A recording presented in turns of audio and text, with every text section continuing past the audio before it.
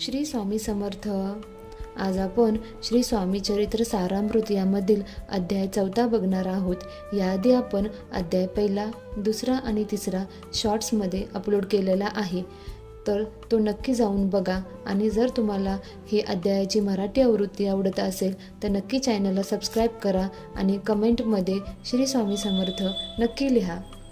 श्री स्वामी नामाचे श्रवण करणे, तसेच त्यांचे पूजन करणे आणि त्यांच्या भजन कीर्तनात मग्न होणे इतकेच श्रेष्ठ कार्य करणाऱ्यांना अन्य धर्मकार्य, तीर्थस्थान, योगा अभ्यास, होम हवन असे काही करण्याची गरज नाही। केवळ स्वामी नाम सतत घेत राहिल्याने चारही पुरुषार्थ साध्य होतात आणि जन्ममृत्यूच्या खेपा चुकतात। मागील अध्यायात श्री स्वामींनी अक्कलकोटच्या राजेसाहेबांना साक्षात दर्शन दिले आणि ते चोळप्पाच्या घरी परतले। चोळप्पा जरी निर्धन गरीब असला तरी त्याला श्री स्वामींच्या सहवासाचे अक्षय धन प्राप्त झाले। श्री स्वामींनी या सान्निध्यादरम्यान चोळप्पा व त्यांच्या कुटुंबियाची प्रत्येक क्षणी परीक्षा घेतली, मात्र ते सर्व श्री स्वामींच्या कसोटीत पूर्ण उतरले आणि श्री स्वामी कृपा प्राप्त करते झाले।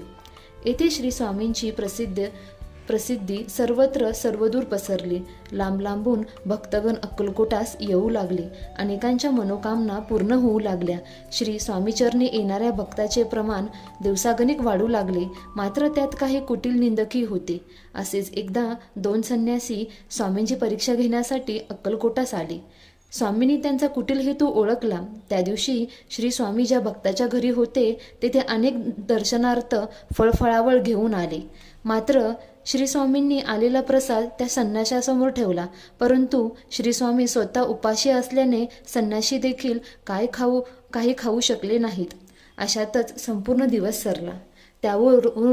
त्यावरून श्री स्वामी हे ढोंगी साधू नाहीत याची खात्री पटल्यामुळे ते संन्याशी क्षमायाचना करते झाले। या प्रकारे आपला अध्याय 14 इथे समाप्त होत आहे।